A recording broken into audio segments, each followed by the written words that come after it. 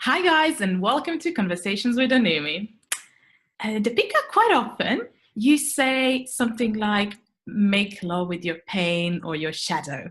And it always strikes me because I'm like, wow, could you explain a little bit more? What do you mean by that?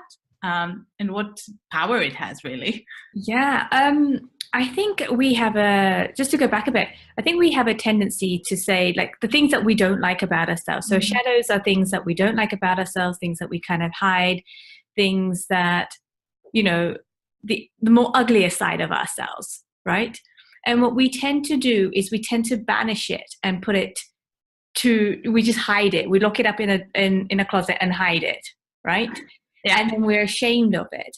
And then we almost like punish ourselves for it as well and beat ourselves up for it every time it kind of finds its way out of the closet. And then we beat it up as well. So we beat ourselves up, we beat the shadow up as well. So imagine a shadow as a persona.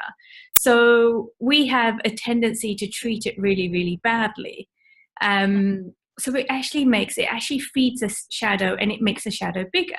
So on the flip side is what it is that we don't realize is that there's actually within the shadow, there is more love for us, which sounds kind of counterintuitive. If we don't like something about ourselves, how can there be more love in there? So what I tend to do is when your shadow comes up is I say make love to it, and to make love to it, you have to look at it as something. The more love you give to the shadow part of yourself, the more it becomes love and light. Does that make sense? I think so. I've got questions in my head now, but yeah, go on. Yeah. So it basically acts as, by making love to it, you kind of transform it from dark to light. Right?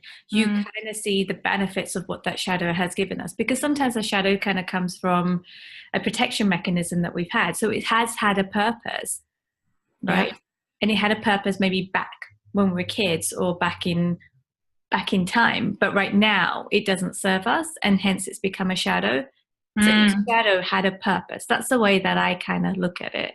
It's not necessarily bad or good. It was good at one time, and now it may not be serving us.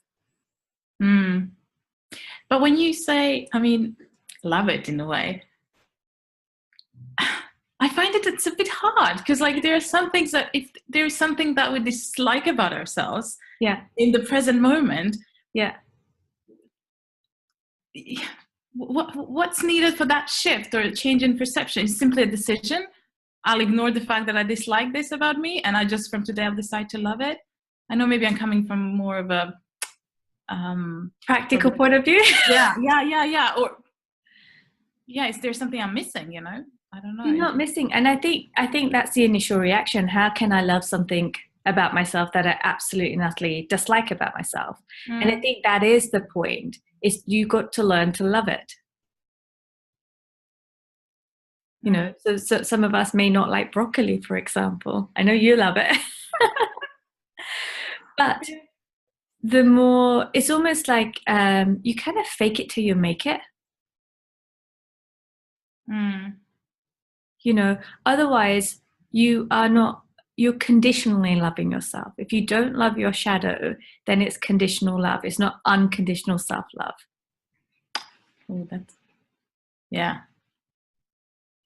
So by loving your shadow, you are giving yourself more unconditional self-love. Therefore, you are able to love others unconditionally as well. Otherwise, there's a condition. Otherwise, when you have a shadow, you have judgment, you have shame. You don't fully love yourself. And we all have shadow aspects of ourselves, but when we can love it, we have more self-love and unconditional self-love. So it's around acceptance. So you're not banishing aspects of yourself. Otherwise, you just get like, we create segregation within ourselves, which then comes out and manifests itself in the real world between people. Does that make sense?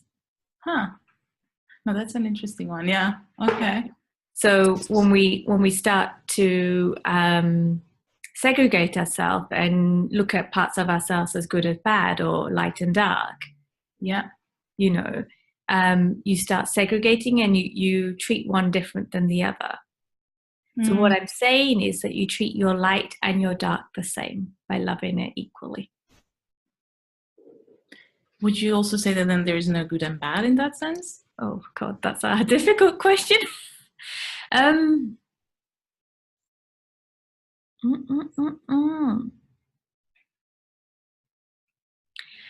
going to rephrase that slightly. I would say that like I said before, the shadow has had a purpose. If it may not have a purpose right now, it has had a purpose. Or it has served us a purpose at some point. Yeah. Right. So in that sense, it's been good for us. Although now, when it's not serving us, it's bad for us. Yeah. Perfect. Thank you. You just, you just answered it. Yeah, makes perfect sense. Thanks a lot. Welcome. For another round of Depika's wisdom, and hope you guys enjoyed it as much as I did. And for all questions, thoughts, or suggestions, just drop us a message. And till the next CWA. Bye-bye. Bye.